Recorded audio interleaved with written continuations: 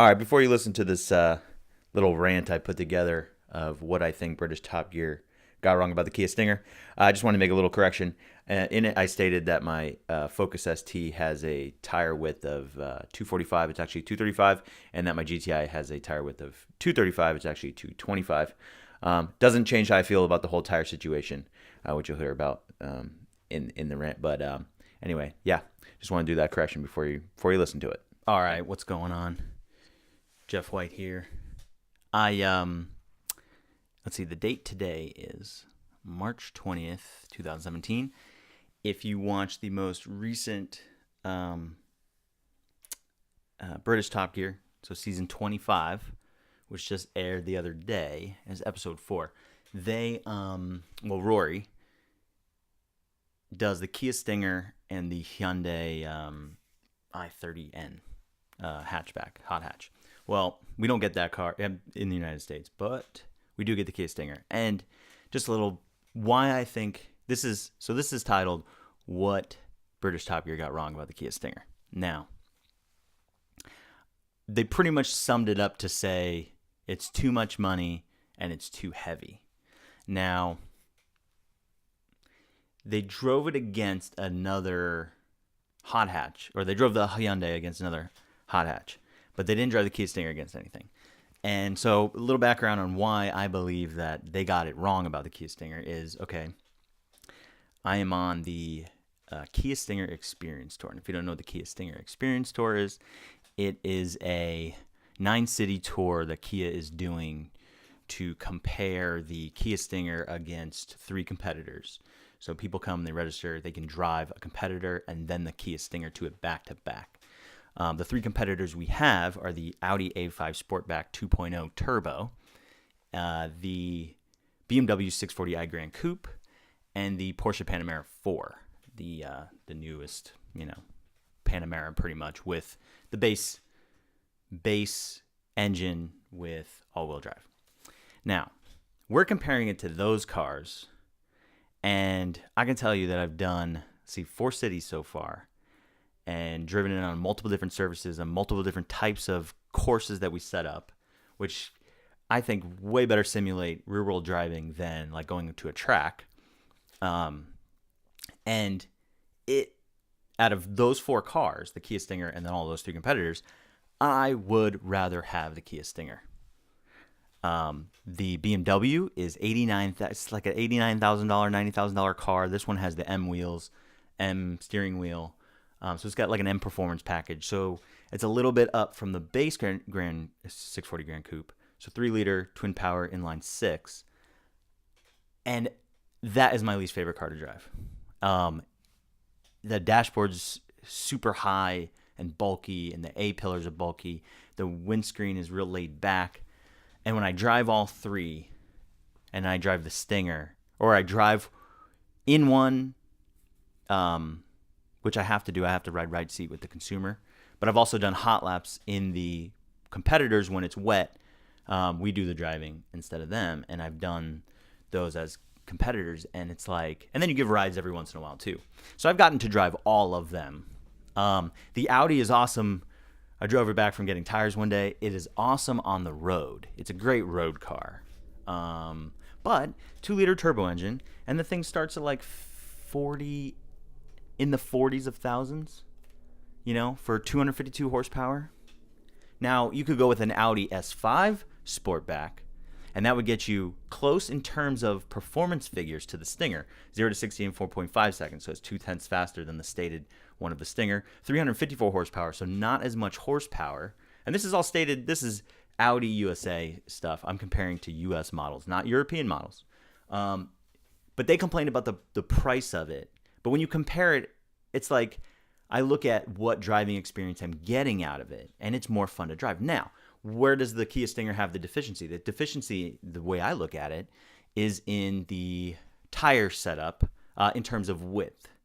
Now, the front section tire, when you get the Michelin PS4, so the summer tire, it's 225 front section width and 255 in the back.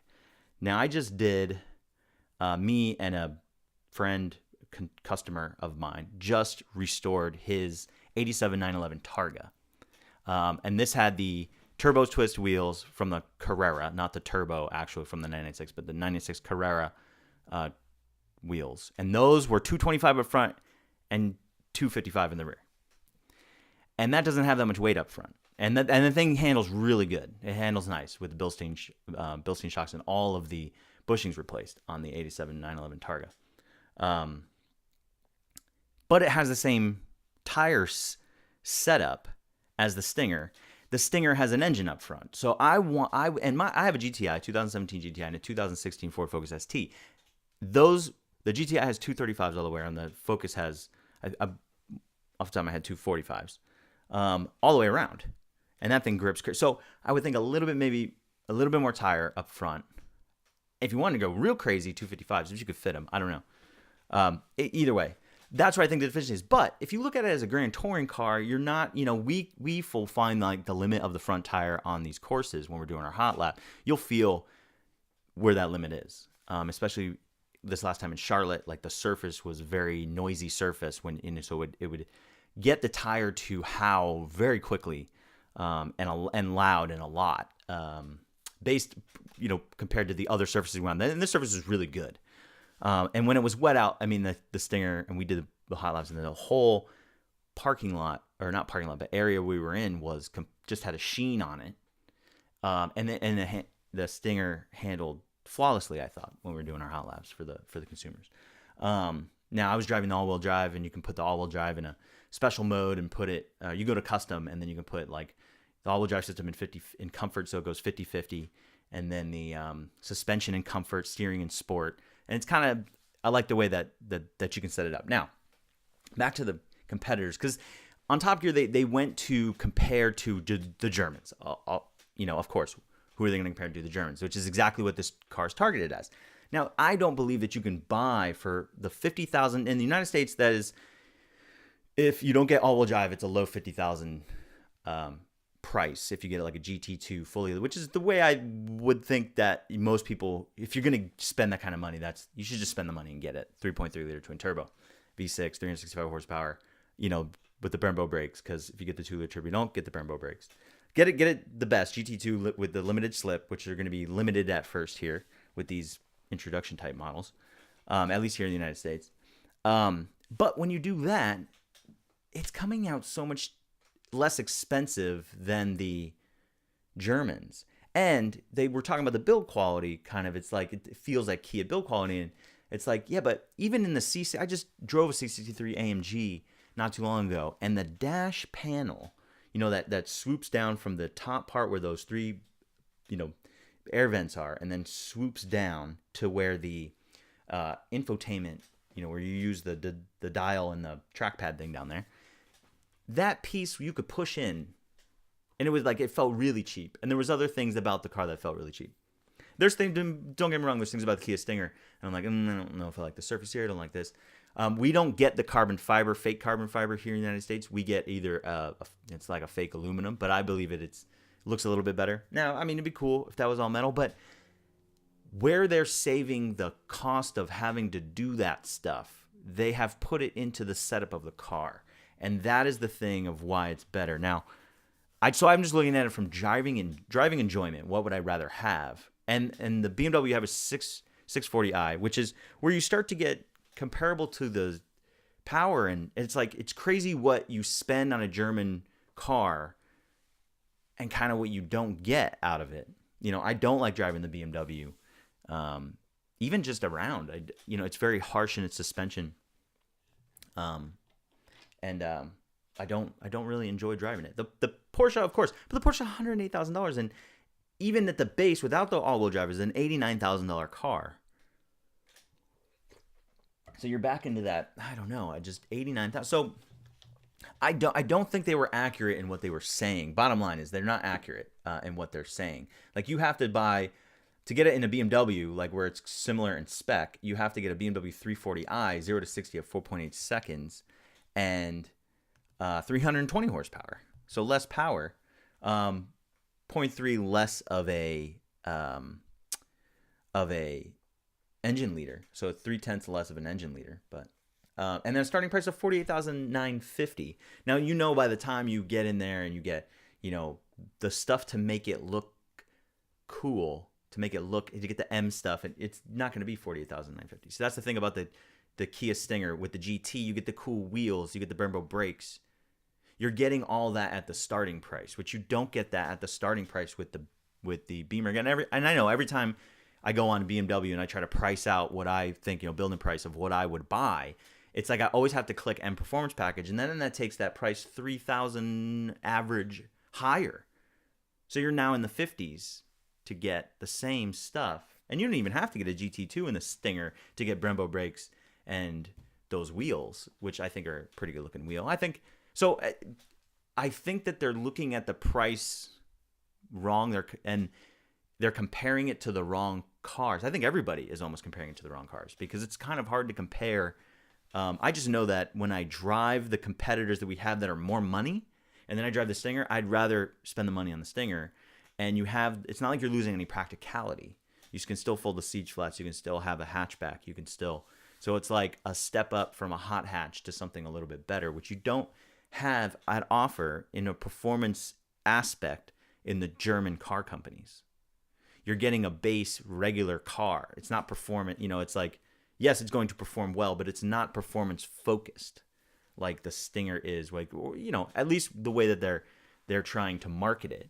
From the Kia part of it. Now, from the driving part of it, I think it does every bit of hold up to that performance. I think I'm getting a lot of performance for my money where I don't feel the same way. And if that has to lack in other things or that gets developed later, but you're trying to sell the units now at a lower price and then keep developing this car into something better, which is probably what's going to happen. Because if you think back to the M3, when it first came out, the M3 was not the M3 of now, where it's got a lot of performance in it. It was, the engine, suspension. It was very basic stuff that they did. The body just had the flares and the spoiler on the back, but it wasn't crazy. It wasn't this crazy other car, which is now what you look at the M3, the M4. These are, and even the M2. They're not really the same. They're not as close to their original configurations as I think they used to be.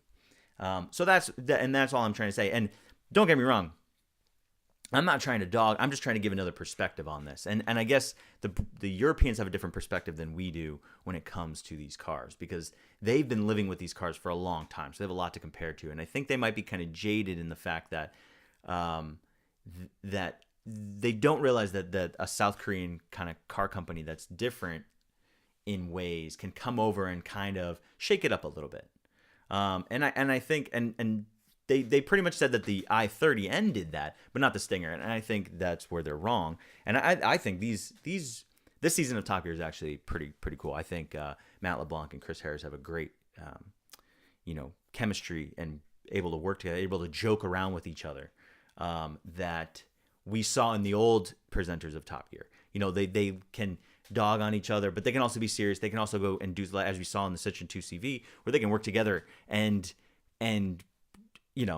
perform very well in a race. And I thought that, and so I'm just trying to stick up for a different perception on the Stinger, and why I think that they were a little bit off in what they said. I don't think they really gave it the chance it deserved.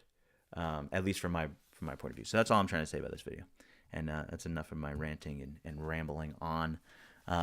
We've got 5 more cities on that Kia Stinger tour. And I think if you are interested in that car, don't necessarily just go out off of what these guys say. They do have a lot to compare to. But I also think that might be able to kind of sway their comparisons sometimes, because they got to understand that not everybody has that many cars to compare to, and sometimes you only get like the fact that we're doing this on the Kia Steering Tour and we have these 3 cars and we're able to. That's something you wouldn't get if you went to a dealer, because they're not going to send you to their performance to try their performance out. They want you to buy that Stinger. They don't want you to send you down. Oh, you know what? Go down the street to that BMW dealership, drive that, and then come go to the Porsche dealership, drive that, and then go to the Audi dealership, drive that. Now come back over here, drive the Stinger. It's like they're not getting the same comparison. So I figure I want to put that out there so that, there's another point of view out there. So take it however you wish. But that's it. I'm done. Have a good one.